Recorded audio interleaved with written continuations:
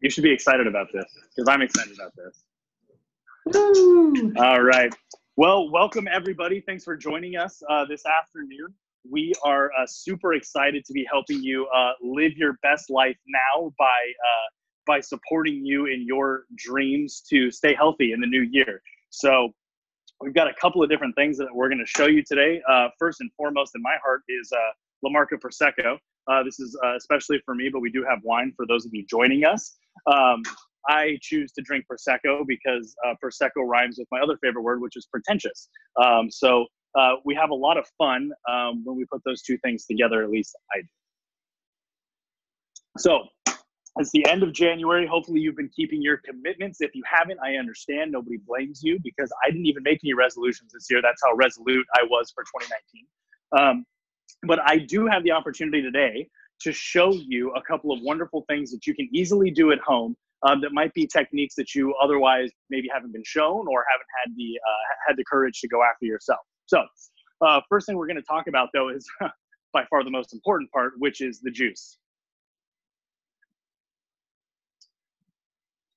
So I've got two different kinds of white wine. So there's a lot of people that don't understand the differences between all of our different kinds of Chardonnay. So Chardonnay is a wonderful grape. We can do a lot with it. There's a lot of varieties of Chardonnay. So I picked two on the opposite ends of the spectrum to share with you today, in case you're ever interested. One is the complicated Chardonnay. If you can see that there.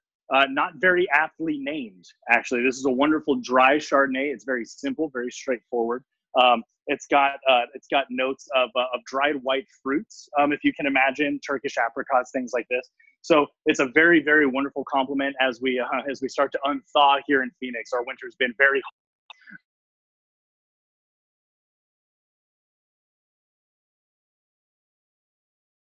Nothing against our friends in other places, but it's quite simply warm here right now. I'm sweating just talking about it. So this is a very nice Chardonnay to have out by the grill because we can do that this time of year. The other one that I have is actually my personal favorite of the two, which is the Cannonball Chardonnay here, if you can see that there.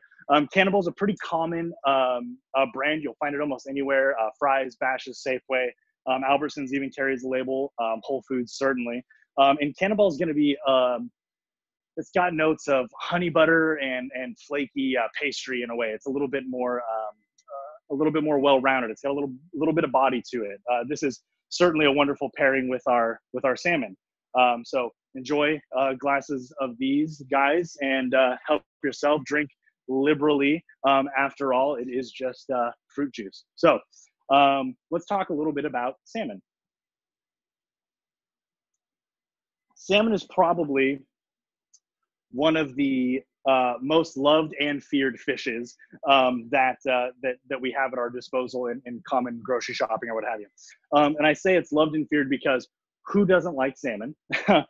Most people will choose salmon if they have the opportunity. I know tomorrow here in the Tempe Cafe, we'll be doing cedar plank smoked salmon.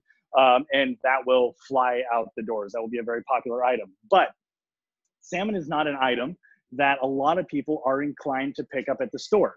And I think I know why. I think people won't pick it up at the store because they don't really know what to do with it. So a lot of people are okay with buying the individually frozen bricks of salmon and throwing it in their microwave. Okay, that's, stop that. We're not 18, we're not living in a dorm anymore. If you were eating salmon in your dorm when you were 18 at college, bless your heart, have your dad call me. I need help paying for school too. So this here is a whole salmon fillet. I don't know if you guys can see it on camera there, but this is probably about an 8-pound side of salmon, which means here formerly was the head of the fish and the tail of the fish. Salmon are part of the ray fin family. So we have a variety of fins that come on this fish that we need to get rid of. So thankfully you can buy them this way. The other thing that we want to be conscientious of is the pin bones that usually exist here in the center of the flesh of the fish. So you can buy them without the pin bones in. I highly recommend it unless you are a skilled fishmonger, which if you're watching this videotape with any interest, you're probably not a highly skilled fishmonger because you've already decided Brody doesn't know what he's talking about and you've turned off the camera. So you can buy this with the pin bones removed. I recommend that.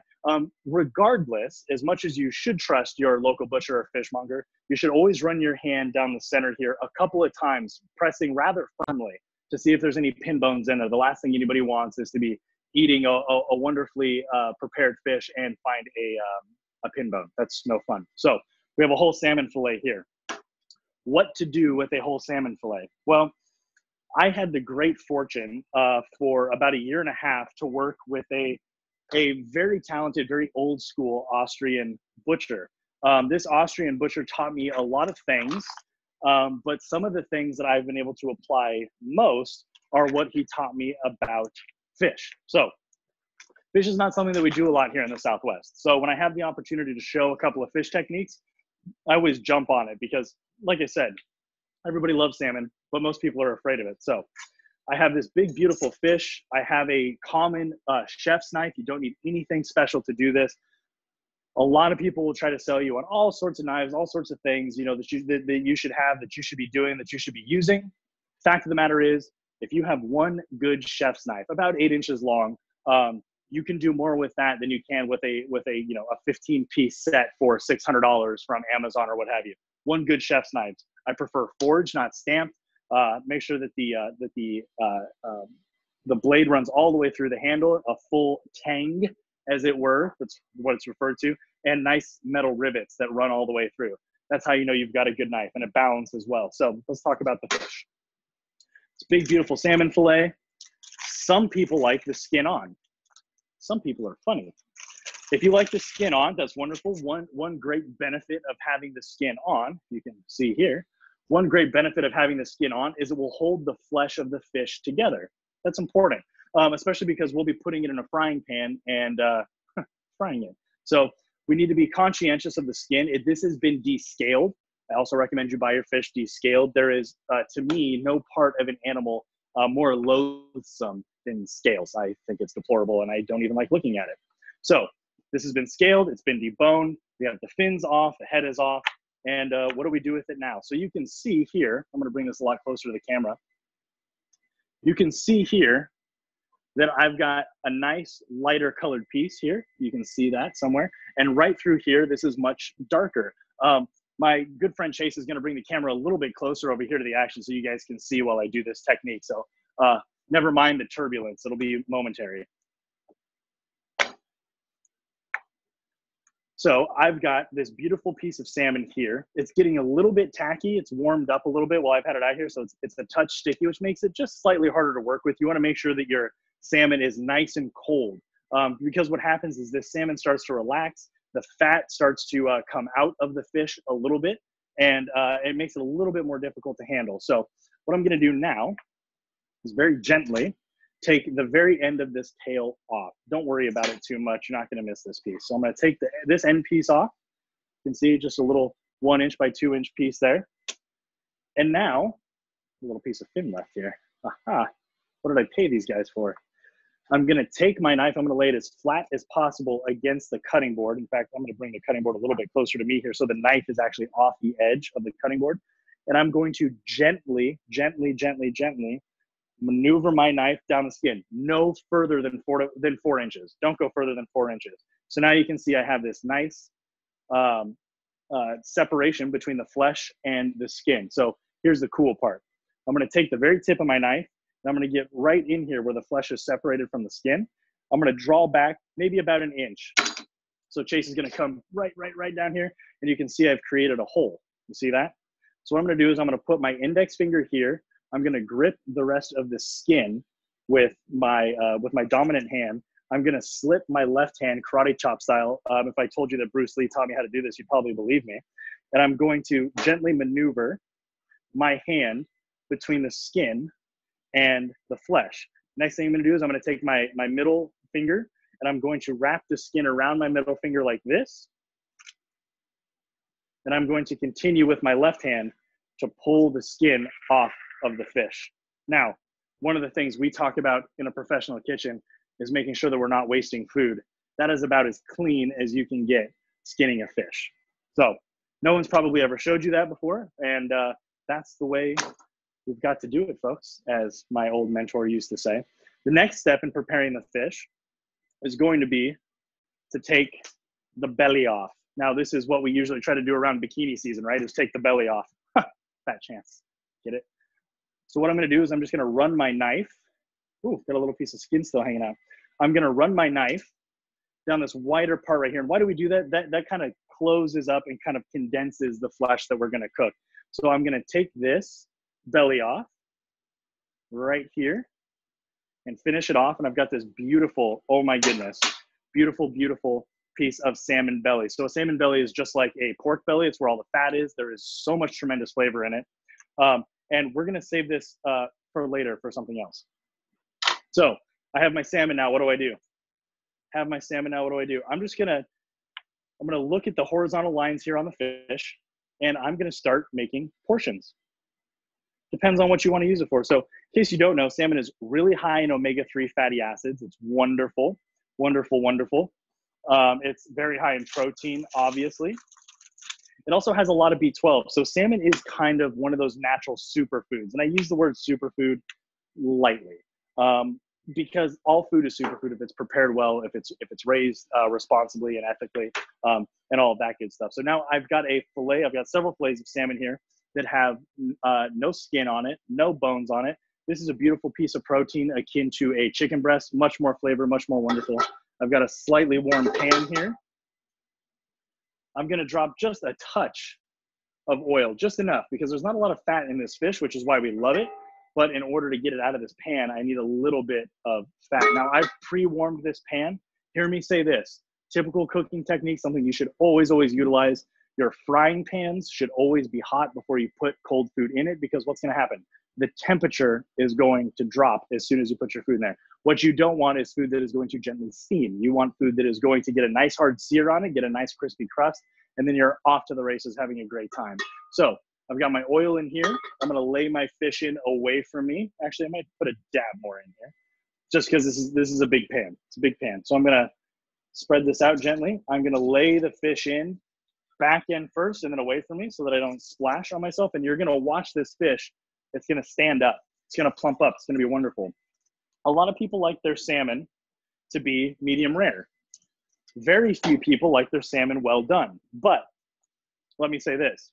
If you're not comfortable with your cooking temperatures for the sake of healthy eating, that is safe eating, don't try to cook it medium rare.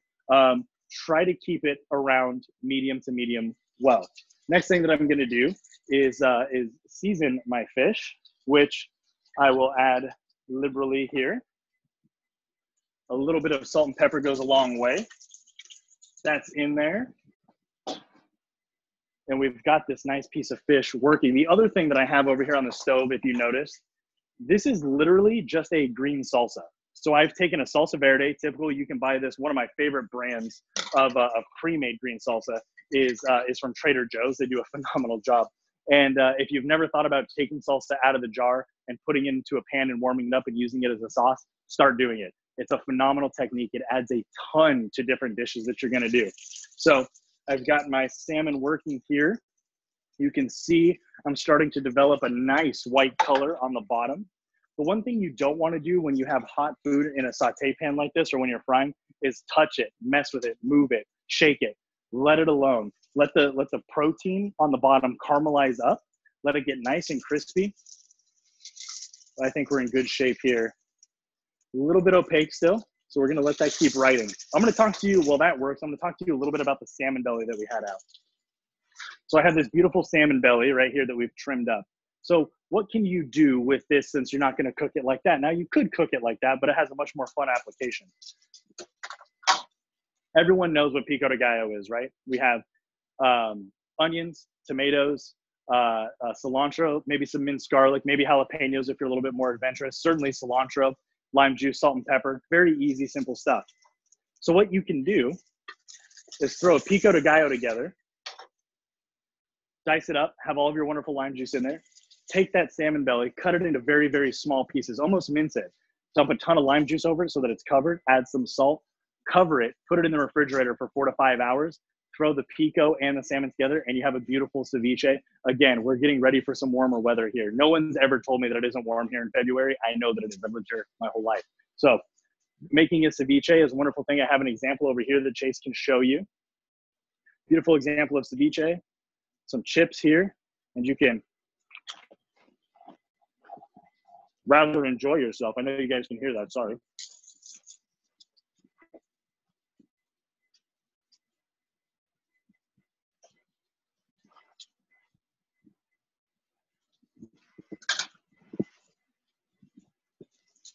So we have a really nice sear going on over here on our salmon. Check the bottom. Very, very nice. So you guys can see here, almost like a steak, that we have an almost medium rare texture here.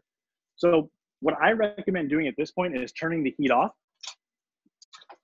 And if you preheated your oven before, you can throw this salmon fillet directly in the oven and let it finish. I'm just gonna let it sit here and warm through because I don't think anybody's gonna be eating it too soon. Miss, you're welcome to help yourself to wine, ceviche, and some salmon.